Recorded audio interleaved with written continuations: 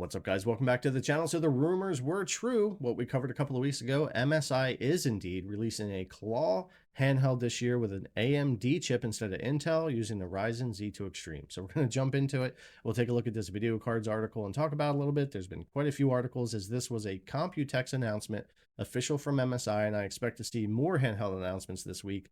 We know the Zotac Zone 2 prototype is supposed to be there running Manjaro Linux, and I'm sure some other devices too. But let's jump into the article for this one and take a look at the new MSI Claw powered by AMD that's going to be coming this year.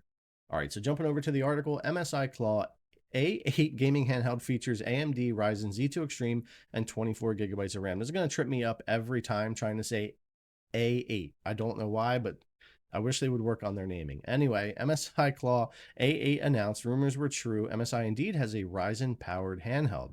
I actually like the look of this thing. Now, I like the look of the squared off edges and stuff. I think it looks pretty cool, especially in the white here, but it looks less comfortable than the current MSI Claw 8 AI Plus with its more rounded corners, and kind of reminds me of the very uncomfortable Legion Go controllers. It's not a very comfortable device to hold the way they have kind of the corners, but we'll see how that works out. I think it looks pretty cool though, and they wanted to make it look a little different, probably a little bit, more of a different design, being AMD model versus Intel there. They probably could have just kept the same chassis and case and stuff they had before. But today, MSI announced its first Ryzen-powered gaming handheld, and as expected, it is part of the Claw series. The new Claw A8BZ2EM is powered by the Ryzen Z2 series, meaning MSI is already ahead of companies like ASUS with their ROG Ally by revealing the new handheld earlier. Yeah, and Lenovo as well with their Go 2 that we know is on its way.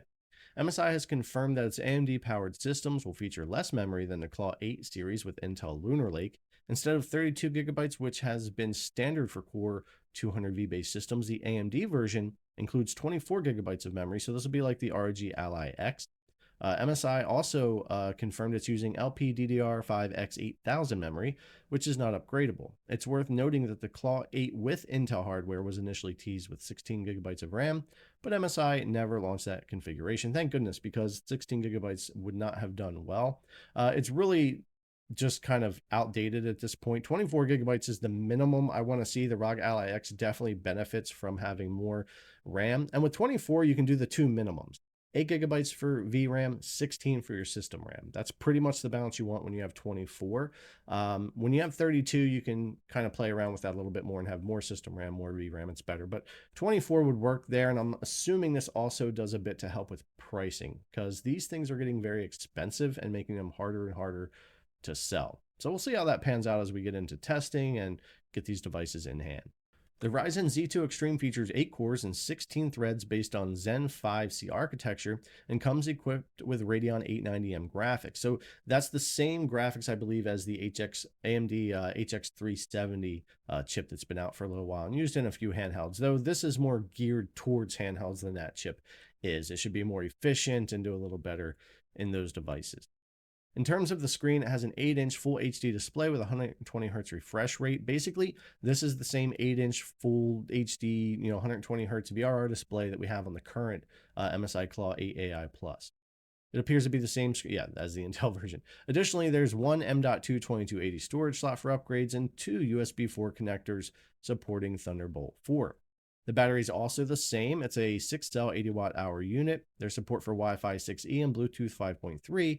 Compared to the Intel version, the AMD model features slower Wi-Fi, with Intel having Wi-Fi 7. MSI has not yet announced availability and pricing. So there's going to be a few little changes here as it comes to like the design and a few of the features on the device. Hopefully all of that is really geared towards maybe trying to save a little bit when it comes to the cost and keeping this thing from getting too out of hand. Because again, all these handhelds, and I really think all these Z2 Extreme handhelds are all bound to launch for $1,000 to $1,200, from the Go 2 to this thing to the next Ally, which we're not sure what that's going to be. Is it the Xbox partnered one or whatever? But I expect all these things to be fairly expensive. But I am really, really looking forward to getting hands-on with the Z2 Extreme devices, including this Claw device, the next thing from ASUS, the next thing from Lenovo, and being able to test all of that. I've loved the Z1 Extreme, and I love my current Intel and my 8 AI Plus, but I am just really looking forward to checking out that next Z2 Extreme chip